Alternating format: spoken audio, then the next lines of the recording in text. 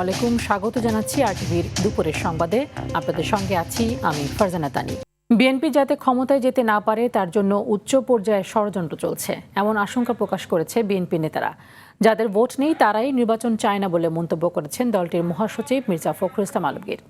তারেক রহমানের নেতৃত্বে গণতন্ত্রের পথে এগিয়ে যেতে চায় বিএনপি। শহীদ রাষ্ট্রপতি জিয়াউর রহমানের ৯০তম জন্মবার্ষিকীতে আলোচনা সভায় এই মন্তব্য করেন তারা। আরও জানাচ্ছেন মাইদুর রহমান রুবেল। ৫৬,০০০ বর্গমাইলের এই ভূখণ্ডে জিয়াউর রহমান আবির্ভূত হয়েছিলেন নক্ষত্র হয়ে। দেশের প্রতিটি ক্রান্তিকাল, দুর্বিপাকের অনিশ্চয়তা যখন ঘনিয়ে এসেছে, তিনি অসম সাহসিকতায় হাতের মুঠোয় প্রাণ নিয়ে জাতির সম্মুখে ত্রাণকর্তা হয়ে দাঁড়িয়েছেন বলে উঠে আসে আলোচনায়। ক্ষণজন্ম পুরুষ জিয়াউর রহমানের ৯০তম জন্মবার্ষিকী উপলক্ষে ডিপ্লোমা ইঞ্জিনিয়ার ইনস্টিটিউটে আলোচনা সভার আয়োজন করে বাংলাদেশ জাতীয়তাবাদী দল বিএনপি। অনুষ্ঠানে বিএনপির স্থায়ী কমিটির সদস্য মির্জা আব্বাস বলেন, ইলেকশন ইঞ্জিনিয়ারিং এর মাধ্যমে কিছু কিছু রাজনৈতিক দল সিট দখলের ষড়যন্ত্রে লিপ্ত। এই নির্বাচনে কিছু কিছু সিট কিছু কিছু দলের ইলেকশন ইঞ্জিনিয়ারিং এর মাধ্যমে তারা জয়লাভ করার চেষ্টা করবে, নিয়েই যাবে জোরজবস্তি করে।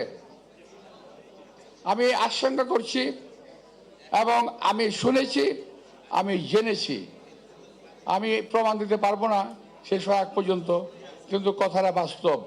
দলটির মহাসচিব মির্জা ফখরুল ইসলাম আলমগীর বলেন, যেসব বিষয়ে বিএনপি একমত হয়নি সংস্কারে সেসব বিষয়ে অন্তর্ভুক্ত করা হয়েছে। দেশের বৃহত্তম স্বার্থে সেটি বিএনপি মেনে নিয়েছে বলেও জানান ফখরুল। সংস্কার যেটুকু হয়েছে, যেখানে একমত হয়েছে সমস্ত রাজনৈতিক দলগুলো, অবশ্যই সেটা আমাদের হ্যাঁ আছে, সেটা না নাই। কিন্তু তোমরা কারসাজি করেছো, তোমরা কিছুটা বেইমানি করেছো। আমার বলতে কোনো দ্বিধা নেই, যেগুলো আমরা একমত হই নাই সেগুলো ঢুকিয়ে দিয়েছো। তারপরে আমরা কিন্তু মেনে নিয়েছি যে ঠিক আছে, দেশের বৃহত্তর স্বার্থে, জনগণের বৃহত্তর স্বার্থে আমাদের কাছে যেটা গ্রহণযোগ্য নয় সেটাও আমরা মেনে নিয়েছি। ঠিক আছে, পরে পার্লামেন্টে গিয়ে দেখা যাবে। জামায়াতের ৭১-এ মুক্তিযুদ্ধ বিরোধী অবস্থানের কথাও তুলে ধরেন মির্জা ফখরুল। যারা অতীতে বাংলাদেশকে স্বীকার করে নাই, যারা বাংলাদেশের স্বাধীনতাতে বিশ্বাসই করে নাই, এবং ওই সময় যে আপনাদের বললেন যে কত মানুষ মেরেছে, আমাদের মা বোনদের কতজনের সম্ভ্রমহানি করেছে, কতজনকে পাকিস্তান হানাদার বাহিনীর হাতে আমাদের মা বোনদের তুলে দিয়েছে, সেই হিসাব আমরা ভুলি নাই। আগামী নির্বাচন গণতন্ত্র রক্ষার নির্বাচন, গণতন্ত্র উত্তরণে সেই নির্বাচনে সকলকে উদ্দীপনার সাথে অংশ নেওয়ার আহ্বান বিএনপির। মাইদুর রহমান রুবেল, আরটিভি, ঢাকা। আসন্ন গণভোট ও ত্রয়োদশ জাতীয় সংসদ নির্বাচন সামনে রেখে পোস্টাল ভোট বিডি অ্যাপের মাধ্যমে ভোটদান কার্যক্রম বিষয়ে সব নিবন্ধিত রাজনৈতিক দলের সঙ্গে আজ বৈঠকে বসবে নির্বাচন কমিশন। এতে পোস্টাল ভোটিং পদ্ধতি, নিবন্ধন ও ভোট প্রদানের সার্বিক প্রক্রিয়া নিয়ে রাজনৈতিক দলগুলোর কাছে বিস্তারিত ব্যাখ্যা তুলে ধরা হবে। এদিকে আজই প্রার্থিতা প্রত্যাহারের শেষ দিন। এদিনই নির্বাচনের প্রতিদ্বন্দ্বী প্রার্থী চূড়ান্ত হয়ে যাবে, আর আগামীকাল চূড়ান্ত প্রার্থী তালিকা প্রকাশ করবে ইসি।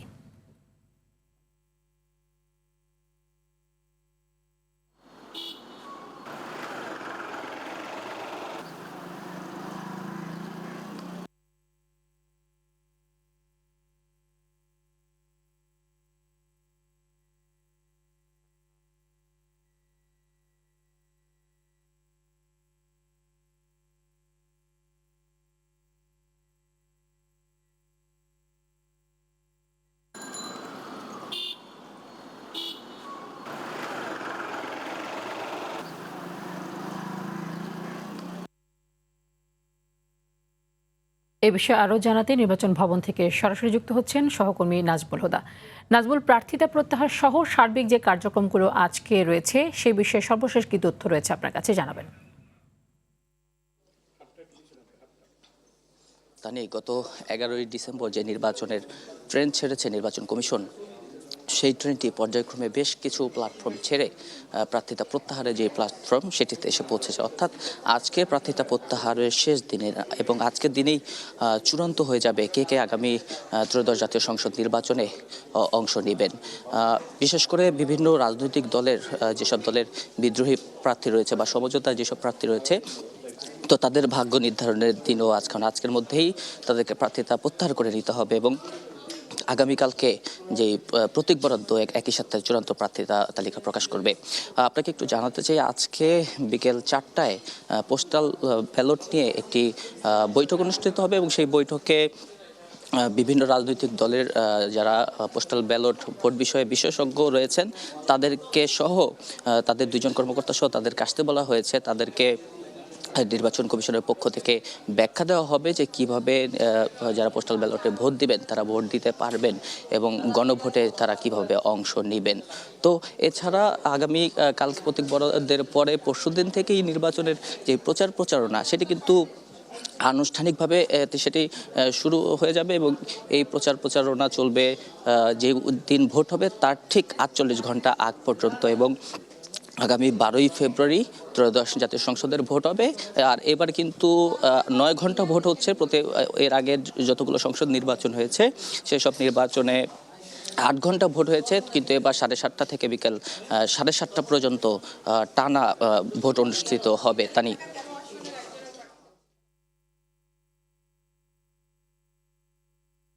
ধন্যবাদ আপনাকে। প্রবাসীদের পোস্টাল ব্যালটে ধানের শীষ প্রতীককে প্রান্তিককরণ করা হয়েছে বলে অভিমত বিশেষজ্ঞদের। তবে যেহেতু দীর্ঘ সময় নিয়ে পোস্টাল ব্যালট দেওয়ার সুযোগ রয়েছে সেহেতু ভোটাররা এতে বিভ্রান্ত হবেন না। এই বিতর্কের মধ্যে ধানের শীষ সবার দৃষ্টিগোচর হয়েছে মন্তব্য করে বিশেষজ্ঞরা আরও বলেন, বিএনপির প্রবাসী নেতাকর্মীরা এক্ষেত্রে উদ্যোগী ভূমিকা রাখতে পারে। আরও জানাচ্ছেন খান আলামিন। প্রবাসীদের পোস্টাল ব্যালটে ধানের শীষকে রাজনৈতিক কৌশল করে প্রায় দৃষ্টির আড়াল করা হয়েছে বলে অভিযোগ করে আসছে বিএনপি। এ নিয়ে আনুষ্ঠানিকভাবে নির্বাচন কমিশনকে অভিযোগও দিয়েছে দলটি। তাদের ছাত্র সংগঠনের প্রতিবাদে কমিশন ঘেরাও করেছে। বিশেষজ্ঞরা বলছেন, নির্বাচন কমিশন যদি সঠিক প্রক্রিয়া অবলম্বন করেও ব্যালট পেপারের প্রতীকের ক্রম নির্ধারণ করে থাকে, তারপর বাস্তবতা হচ্ছে ধানের শীষকে প্রান্তিকীকরণ করা হয়েছে। নির্বাচন কমিশন যে ব্যাখ্যা দিয়েছে যে এইভাবে রেখেছি, করে রেখেছি, এইভাবে নাম মানে তার প্রতীকগুলো এসেছে, কিন্তু বাস্তবে কি দেখা যাচ্ছে? বাস্তবে দেখা যাচ্ছে একটা প্রান্তিককরণ করেছেন ধানের শীষকে। এইটা তো নির্বাচন কমিশনের উচিত হয় নাই। এবং বিএনপি যেভাবে প্রতিবাদ করছে এই সকল ইস্যুতে, এটা খুবই সামান্য প্রতিবাদ। এটিকে এড়ানোর সুযোগ ছিল বলে মনে করেন তিনি। শুধু বিএনপি নয়, কারোর প্রতীকে যদি একটা নতুন দলের প্রতীকে যদি এরকম ভাত জায়গায় পড়ে, আমি এটাকে মানে সঠিক বলতে চাই না, কারণ সে তো কোনো না কোনোভাবে প্রান্তিক পর্যায়ে পৌঁছলো। কেন আমি তাকে অটোমেটিক প্রান্তিক জায়গায় নিয়ে যাব? ধানের শীষকে প্রান্তিকীকরণ করা হলেও এই বিশেষজ্ঞ মনে করেন, প্রবাসীরা যেহেতু পোস্টাল ব্যালটে সময় নিয়ে ভোট দেওয়ার সুযোগ পাচ্ছেন, এতে বিভ্রান্তি এড়ানোর সুযোগ রয়েছে। অন্যান্য ভোটে যেমন যায়, বুথে ঢুকে সিল দিয়ে দেয়, এই তো সময় বেশি পায় না। কিন্তু পোস্টাল ব্যালট যখন যায় তখন কিন্তু লোকের কাছে একটু সময় থাকে, তার সময় থাকে এবং তারা প্রত্যেকটা পড়েই তারপরে তারা সময় নিয়ে সিল দেয়। এবং বিএনপি এমন একটা পার্টি বাংলাদেশে যে তাকে এবং তার ধানের শীষের প্রতীককে চেনে না এরকম কেউ নাই। আমি তো মনে করি যে লোকে খুঁজে দেখবে ভোটাররা যে কোথায় ধানের শীষ আছে আমি দেখি, তারপরে তারা সিলটা দেবে। বেশি বেশি প্রচারের মাধ্যমে বিষয়টি ভোটারদের দৃষ্টিগোচর করার পরামর্শ তার। বিএনপির প্রচার করতে হবে। অন্যান্য দেশেও তো যারা পোস্টাল ব্যালট দেয় এখানে বিএনপির আছে, সাপোর্টার আছে, তাদেরও প্রচার করতে হবে, তাদেরও জানাতে হবে। এখন যেমন জানিয়েছে, সবাই জেনে গেছে যে বিএনপি এখানে আছে। নানা বিতর্কের ফলে পোস্টাল ব্যালটের সুবিধাটা যেন বাধাগ্রস্ত না হয় সেদিকেও সজাগ থাকার পরামর্শ দিয়েছেন বিশেষজ্ঞরা। খান আলামিন, আরটিভি, ঢাকা। বিএনপি চেয়ারম্যান তারেক রহমানের সঙ্গে রাজধানীর গুলশানে সৌজন্য সাক্ষাৎ করেছেন সুইডেন, ডেনমার্ক, নরওয়ে ও রাশিয়ার রাষ্ট্রদূতরা। সকাল 11টার আগেই তারেক রহমান গুলশানের কার্যালয়ে পৌঁছান এবং পর্যায়ক্রমে কূটনীতিকরা বৈঠকে অংশ নেন। বৈঠক শেষে সাংবাদিকদের বিএনপির যুগ্ম মহাসচিব হুমায়ুন কবির জানান, আলোচনায় বাংলাদেশের জাতীয় স্বার্থকে সামনে রেখে বিনিয়োগ, বাণিজ্য, জ্বালানি, শিক্ষা, অর্থনীতি ও পররাষ্ট্রনীতি নিয়ে কথা হয়েছে। পাশাপাশি বিএনপির ঘোষিত 31 দফা রূপরেখা এবং নির্বাচনের মাধ্যমে জনগণের রায়ে বিএনপি ক্ষমতায় এলে কিভাবে এসব দেশের সঙ্গে কাজ করা হবে সে বিষয়েও আলোচনা হয়। নির্বাচন নিয়ে সুনির্দিষ্ট আলোচনা না হলেও কূটনীতিকদের এই বিষয়ে আগ্রহের কথা জানান তিনি। আধুনিক কল্যাণ রাষ্ট্র প্রতিষ্ঠায় জামায়াতে ইসলামী বদ্ধপরিকর উল্লেখ করে দলটির আমির ডাক্তার শফিকুর রহমান বলেছেন, ক্ষমতায় গেলে দল, মত, ধর্ম, বর্ণ নির্বিশেষে বাংলাদেশের সব নাগরিকের অধিকার প্রতিষ্ঠা করবে জামায়াতে ইসলামী। সকালে রাজধানীর একটি হোটেলে আসন্ন ত্রয়োদশ জাতীয় সংসদ নির্বাচন সামনে রেখে জামায়াতে ইসলামীর পলিসি সামিট 2026 শীর্ষক অনুষ্ঠানের সূচনা বক্তব্যে এসব কথা বলেন তিনি। দিনব্যাপী এই সামিটে অর্থনীতি, শিক্ষা, স্বাস্থ্য, সুশাসন, কর্মসংস্থান ও সামাজিক ন্যায় বিচার সহ গুরুত্বপূর্ণ খাতগুলো নিয়ে পৃথক অধিবেশন অনুষ্ঠিত হবে। এসব অধিবেশনে মানবিক, দায়িত্বশীল ও জবাবদিহিমূলক রাষ্ট্র ব্যবস্থার রূপরেখা উপস্থাপন করবে দলটি। সামিটে বিভিন্ন দেশের রাষ্ট্রদূত, রাজনৈতিক দলের শীর্ষ নেতা, বিশিষ্ট ব্যবসায়ী, পেশাজীবী, শিক্ষাবিদ ও জ্যেষ্ঠ গণমাধ্যম ব্যক্তিরা অংশ নিয়েছেন। I want to address some of those challenges today. আমরা কিছু চ্যালেঞ্জ চিহ্নিত করেছি। বাংলাদেশের উজ্জ্বল ভবিষ্যৎ নিশ্চিতে আমরা কাজ করব, যার মাধ্যমে নতুন শক্তিশালী বাংলাদেশ প্রতিষ্ঠিত হবে। এজন্য সবাইকে পাশে চাই বাংলাদেশ জামায়াতে ইসলামী। In all of this, we want the new Bangladesh to be a strong, reliable and trustworthy partner in our region and globally. E-commerce platform ইভ্যালির চেয়ারম্যান শামীমা নাসরিন ও প্রধান নির্বাহী কর্মকর্তা সিইও মোহাম্মদ রাসেলকে আবারও গ্রেফতার করেছে ঢাকা মহানগর পুলিশের গোয়েন্দা শাখা ডিবি। সোমবার রাতে রাজধানীর ধানমন্ডি এলাকা থেকে তাদেরকে গ্রেফতার করা হয়। তাদের বিরুদ্ধে গ্রেফতারি পরোয়ানা থাকায় আবারও তাদেরকে গ্রেফতার করে আইনশৃঙ্খলা বাহিনী। রাজধানীর বিভিন্ন থানায় দায়ের করা মামলায় শামীমা নাসরিন ও মোহাম্মদ রাসেলের বিরুদ্ধে 2 শতাধিক গ্রেফতারি পরোয়ানা জারি ছিল। এর মধ্যে ধানমন্ডি থানাতেই রয়েছে শতাধিক পরোয়ানা। এর আগে প্রতারণা ও অর্থ আত্মসাতের অভিযোগে 2021 সালের 16 সেপ্টেম্বর রাজধানীর মোহাম্মদপুরের বাসা থেকে রাসেল ও শামীমাকে গ্রেফতার করে পুলিশ। পরে শামীমা নাসরিন 2022 সালের এপ্রিলে এবং মোহাম্মদ রাসেল একই বছরের ডিসেম্বরে জামিনে মুক্তি পান।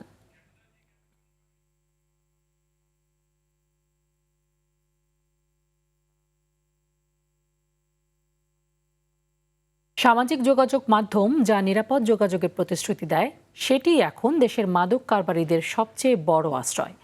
খুচরা বিক্রি থেকে শুরু করে আন্তর্জাতিক লেনদেন সবই চলছে টেলিগ্রাম, সিগন্যাল, হোয়াটসঅ্যাপের মতো এনক্রিপ্টেড অ্যাপে।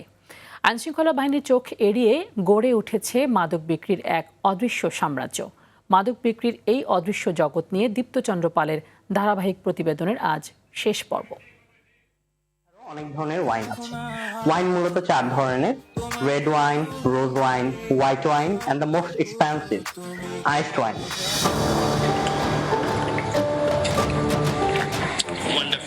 এভাবে সামাজিক যোগাযোগ মাধ্যমে লাইভে এসে মদের গুণগান বর্ণনা করেন নাফিজ মোহাম্মদ আলম। কখনো ফেসবুক পেজ, কখনো ব্যক্তিগত আইডি থেকে খোলামেলাভাবেই চলছে মদ ও অন্যান্য মাদক বিক্রি। একটা পিঙ্ক গ্রেপফ্রুট জিন, গ্রেপফ্রুটের কারণে এটা যে ফ্লেভারটা ওয়ান্ডারফুল টেস্ট আসে। আইন শৃঙ্খলা রক্ষাকারী বাহিনীর হাতে একাধিকবার গ্রেপ্তার হলেও জামিনে বেরিয়ে আবারও সক্রিয় নাফিজ। যেন আইন তার কাছে শুধু একটি সাময়িক বিরক্তি। কাউকে তোয়াক্কা না করে অনলাইনে চালিয়ে যাচ্ছেন মাদকের কারবার। রাজধানীর বিভিন্ন এলাকায় রয়েছে হোম ডেলিভারির ব্যবস্থাও। শুধু তাই নয়, মাদক সেবনের জন্য নির্দিষ্ট স্থানও দেখিয়ে দিচ্ছেন তারা। আমাদের personal place, studio apartment, fully furnished, কোনো সমস্যা নেই, ফুললি সিকিউরেন্সি এন্ড হচ্ছে আমাদের পার্সোনাল লোক আছে, কোনো সমস্যা নেই। শুধু অনলাইনেই নয়, অফলাইনেও হাত বাড়ালেই পাওয়া যায় মাদক। রাজধানীতে গড়ে ওঠা বারগুলোতে মানা হয় না নিয়ম শৃঙ্খলার বালাই। লাইসেন্সের শর্ত উপেক্ষা করে প্রকাশ্যে চলছে মদ ও অন্যান্য নিষিদ্ধ কার্যক্রম। উঠতি বয়সীদের অবাধ যাতায়াত, নাচ গান আর অসামাজিক কার্যকলাপে রাত বাড়ার সঙ্গে সঙ্গে বেপরোয়া হয়ে ওঠে অভিজাত এলাকার বারগুলো। সবকিছু চোখের সামনে ঘটলেও কার্যকর কোনো ব্যবস্থা নেই মাদকদ্রব্য নিয়ন্ত্রণ অধিদপ্তরের। যাদের দায়িত্ব এসব নিয়ন্ত্রণ করা, তাদের কাছ থেকে বারবার যোগাযোগের পরও পাওয়া যায়নি কোনো বক্তব্য। বিশেষজ্ঞদের মতে এই পরিস্থিতির দায় কোনোভাবেই এড়াতে পারে না সংস্থাটি। মাদক কারবারিদের বিরুদ্ধে রাষ্ট্রকে আরো কঠোর ও জবাবদিহিমূলক অবস্থানে যাওয়ার আহ্বান জানান তিনি। কোথাও কোথাও মিলেমিশে মাদকের কারবার চলছে, কোথাও কোথাও এই মাদক কারবারের মাধ্যমে যে অর্থগুলো সংগ্রহ করছে বা তারা উপার্জন করছে তার ভাগবাটোয়ারা অনেক দূর পর্যন্ত যায়। তো এই প্রসঙ্গগুলো তো আসলে নিয়ন্ত্রণ করা প্রয়োজন। এই বন্ধ করতে না পারাটা, এটা অনেকের কাছে কিন্তু বিশ্বাসযোগ্য হচ্ছে না। মাদক নিয়ন্ত্রণের দায়িত্ব যাদের হাতে, তাদের নীরবতাই আজ মাদক কারবারিদের সবচেয়ে বড় লাইসেন্স বলে মনে করেন এই বিশেষজ্ঞ। দীপ্তচন্দ্র পাল, RTV, ঢাকা। প্রস্তুত না হয় আজ ঘোষণা হয়নি জুলাই গণ অভ্যুত্থানে রাজধানী চানখারপুলে 6 জনকে হত্যার ঘটনায় মানবতাবিরোধী অপরাধের মামলার রায় 1 সপ্তাহ পিছিয়ে পরিবর্তিত তারিখ নির্ধারিত হয়েছে 26 জানুয়ারি। এর আগে গত 24 ডিসেম্বর রায় ঘোষণার জন্য আজকের দিন ঠিক করেছিল বিচারপতি গোলাম মুর্তজা মজুমদারের নেতৃত্বাধীন 3 সদস্যের আন্তর্জাতিক অপরাধ ট্রাইব্যুনাল 1। তবে এই রায়ে ন্যায় বিচার প্রতিষ্ঠা হবে এবং আসামিরা সর্বোচ্চ সাজা পাবেন বলে প্রত্যাশা চিফ প্রসিকিউটরের। পরে এই ট্রাইব্যুনালেই রামপুরায় 28 জনকে হত্যা মামলায় বিজিবি কর্মকর্তা রেদওয়ানুল সহ 4 জনের বিরুদ্ধে সূচনা বক্তব্য উপস্থাপন ও প্রথম সাক্ষীর সাক্ষ্য গ্রহণ হয়। অন্যদিকে ট্রাইব্যুনাল 2-এ সাভারের আশুলিয়ায় 6 মরদেহ পোড়ানো সহ 7 জনকে হত্যা মামলার যুক্তি তর্ক পর্বে যুক্তি তুলে ধরছে আসামি পক্ষ। পরে একই ট্রাইব্যুনালে গণ অভ্যুত্থানের প্রথম শহীদ আবু সাইদ হত্যা মামলায় সূচনা বক্তব্য ও যুক্তিতর্ক হবার কথা রয়েছে। জুলাই আগস্টে যেভাবে বাংলাদেশে মানবতা বিরোধী অপরাধ সংগঠন করা হয়েছে, যারা ক্ষমতায় টিকে থাকার জন্য দানবের ভূমিকায় অবতীর্ণ হয়েছিলেন, যারা নির্বিচারে এই দেশের নিরস্ত্র নিরীহ তরুণ যুবক এবং শিশুদেরকে হত্যা করেছে, এই হত্যাকাণ্ড করে যে পার পাওয়া যাবে না সেই বার্তাটি আমরা আপনাদের মাধ্যমে জাতির কাছে দিতে চাই। সুতরাং ভবিষ্যতে ক্ষমতায় টিকে থাকার জন্য রাষ্ট্রের যন্ত্রকে ব্যবহার করে সিভিলিয়ানদের উপরে নাগরিকদের বুকে গুলি চালানোর দুঃসাহস ভবিষ্যতে কোনো শাসক বা স্বৈর শাসক কখনো যাতে না দেখায়, এই বিচারগুলো হবে তার দৃষ্টান্ত। রাজস্ব নীতি ও রাজস্ব ব্যবস্থা বিভাগ ফেব্রুয়ারি থেকে শুরু হবে বলে জানিয়েছেন প্রধান উপদেষ্টা প্রেস সচিব শফিকুল আলম। রাজধানীর হেয়ার রোডে ফরেন সার্ভিস একাডেমিতে ব্রিফিংয়ে তিনি এই তথ্য জানান। এ সময় তিনি বলেন, স্বাস্থ্যসেবা ও স্বাস্থ্য শিক্ষা বিভাগ একীভূত করা হয়েছে। মহিলা ও শিশু বিভাগ ছিল পরিবর্তন হয়ে এখন নারী ও শিশু মন্ত্রণালয় হয়েছে, তবে ইংরেজি নাম আগেরটাই থাকবে। ব্যবস্থাপনা বিভাগ নামে 2টি প্রশাসনিক বিভাগ গঠনের প্রস্তাব অনুমোদিত হয়েছে। আপনারা জানেন এটা বেশ আগেই এটা নিয়ে ডিসিশন হয়েছিল এবং সেই জন্য অনেক কাজ এগিয়েও গেছে, কিন্তু এখন যেহেতু এটা প্রশাসনিক নিকারের মিটিং, এটা একটা এটা অনুমোদিত হওয়াটা হচ্ছে সরকারি বিধান, তো সেই অনুযায়ী আজকে এটার অনুমোদিত হয়েছে এবং এনবিআর এর যে বর্তমান চেয়ারম্যান উনি বলেছেন যে এই পুরো 2টা বিভাগ ফাংশনিং শুরু করা ওনারা এক্সপেক্ট করছেন যে এটা ফেব্রুয়ারি মাসে এই 2টা বিভাগ পুরোপুরি কাজ শুরু করবে। আইডিএলসি পরিবর্তনের পথে বাংলাদেশ। দেশের মোট বৈদেশিক মুদ্রার রিজার্ভ বেড়ে এখন $32.62 বিলিয়ন দাঁড়িয়েছে বলে জানিয়েছে বাংলাদেশ ব্যাংক। কেন্দ্রীয় ব্যাংকের নির্বাহী পরিচালক মুখপাত্র আরিফ হোসেন খান এই তথ্য জানান। 15 জানুয়ারি পর্যন্ত গ্রস রিজার্ভ $32,624.87 বিলিয়ন। আইএমএফ এর বিপিএম 6 পদ্ধতিতে রিজার্ভ $28.02 বিলিয়ন। এর আগে 8 জানুয়ারি গ্রস রিজার্ভ ছিল $32.44 বিলিয়ন এবং বিপিএম 6 অনুযায়ী $27.85 বিলিয়ন।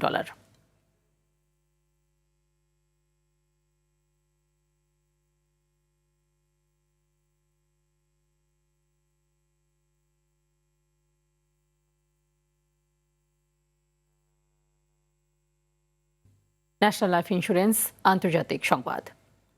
গ্রিনল্যান্ডকে নিয়ে ডোনাল্ড ট্রাম্পের অনবরত হুমকির জেরে সেখানে অতিরিক্ত সেনা মোতায়েন করেছে ডেনমার্ক। স্থানীয় সময় সোমবার গ্রিনল্যান্ডের কাঙ্গারলুসুয়াক এলাকায় পৌঁছেছে রয়্যাল ড্যানিশ আর্মির বড় একটি দল। পূর্বে পাঠানো সেনাদের সঙ্গে যোগ দেবেন তারা। অংশ নেবেন বহুজাতিক সামরিক মহড়ায়। আরও জানাচ্ছেন ইমতিয়াজ আহমেদ। গ্রিনল্যান্ড ঘিরে উত্তেজনা চরমে পৌঁছেছে। দ্বীপটি নিয়ে মার্কিন প্রেসিডেন্ট ডোনাল্ড ট্রাম্পের আগ্রাসী মন্তব্যের জেরেই সেখানে অতিরিক্ত সেনা পাঠিয়েছে ডেনমার্ক। স্থানীয় সময় সোমবার রাতে পশ্চিম গ্রিনল্যান্ডের কাঙ্গারলুসুয়াক এলাকায় পৌঁছায় 58 সদস্য বিশিষ্ট রয়্যাল ড্যানিশ আর্মির বড় একটি দল। ড্যানিশ গণমাধ্যম জানায়, নতুন করে পাঠানো সেনারা যোগ দেবেন পূর্বের পাঠানো 60 সদস্য বিশিষ্ট সেনাদের সঙ্গে। অংশ নেবেন বহুজাতিক সামরিক মহড়া অপারেশন আর্কটিক এন্ডিউরেন্সে। এনবিসিকে দেয়া সাক্ষাৎকারে গ্রিনল্যান্ডে সামরিক শক্তি ব্যবহারের সম্ভাবনা উড়িয়ে দেননি ট্রাম্প। তিনি দাবি করেন, খনিজ সম্পদ সমৃদ্ধ এ দ্বীপ যুক্তরাষ্ট্রের জাতীয় নিরাপত্তার জন্য গুরুত্বপূর্ণ। তবে ডেনমার্ক সাফ জানিয়েছে, গ্রিনল্যান্ড বিক্রির জন্য নয়। দেশের প্রতিরক্ষা মন্ত্রণালয় বলছে, জোরপূর্বক দখলের চেষ্টা হলে তা নেটোর অস্তিত্বকে প্রশ্নের মুখে ফেলবে। এদিকে ডেনমার্ক ও গ্রিনল্যান্ডের প্রতিনিধিদের সঙ্গে বৈঠক করেছেন নেটো মহাসচিব মার্ক রুটে। আলোচনায় উঠে এসেছে আর্কটিক অঞ্চলে যৌথ নেটো মিশন গঠনের প্রস্তাব। ডেনিশ প্রতিরক্ষামন্ত্রী মিত্র দেশগুলোর প্রতি কৃতজ্ঞতা জানিয়ে বলেন, এই সংকটে ঐক্যই সবচেয়ে জরুরি। ইউরোপীয় কমিশনের president Ursula von der Leyen স্পষ্ট করে বলেন, ডেনমার্ক ও গ্রিনল্যান্ডের সার্বভৌমত্বকে অবশ্যই সম্মান করতে হবে। গ্রিনল্যান্ড ইস্যুতে বৃহস্পতিবার জরুরি বৈঠকে বসবে ইউরোপীয় ইউনিয়ন। ধারণা করা হচ্ছে বৈঠকের পর মার্কিন প্রযুক্তি কোম্পানিগুলোর উপর বড় ধরনের নিষেধাজ্ঞা আসতে পারে। এদিকে এক জরিপে দেখা গেছে গ্রিনল্যান্ডের 85% মানুষ যুক্তরাষ্ট্রের সঙ্গে যুক্ত হতে চান না।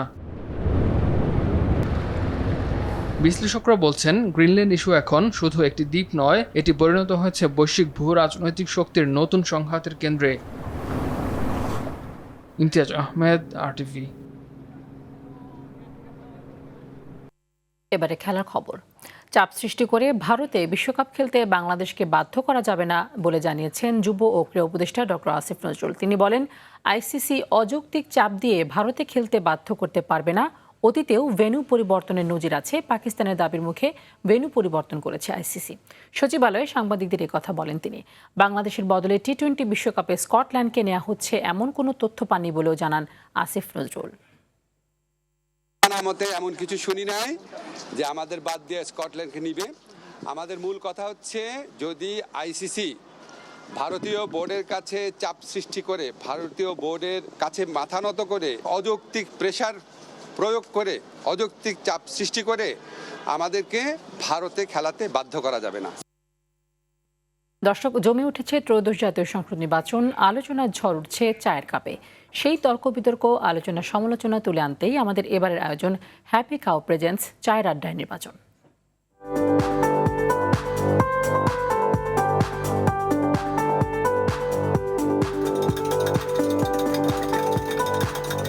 পিকাও প্রেজেন্টস চায়ের আড্ডায় নির্বাচন। দর্শক, ঘনিয়ে আসছে নির্বাচন, শুরু হয়েছে আলোচনা সমালোচনা। সে কথাই শুনতে এ পর্বে আছি আমি আরিফুল ইসলাম, বরিশাল সদর 5 আসন থেকে। এলো instant milk powder happy cow, যেমন সাশ্রয়ী তেমনি পুষ্টিগুণে ভরপুর। হ্যাপি কাউ, গরুর দুধের স্বাদ সবাই পাক।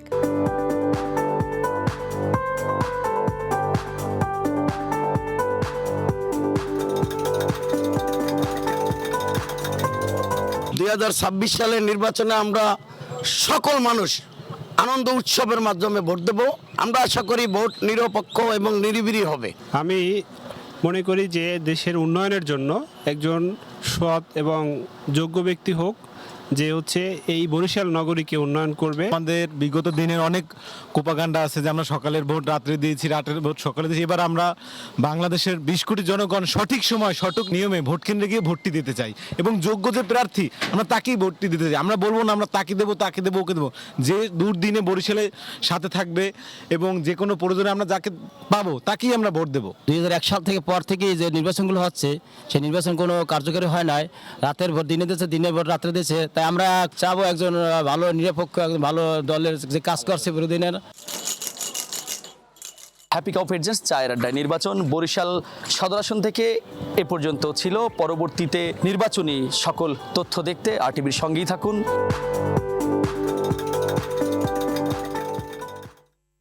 দুপুরের সংবাদ এ পর্যন্তই। জেলার সংবাদ বিকেল 4:45টায় দেখার আমন্ত্রণ রইল। ধন্যবাদ সবাইকে।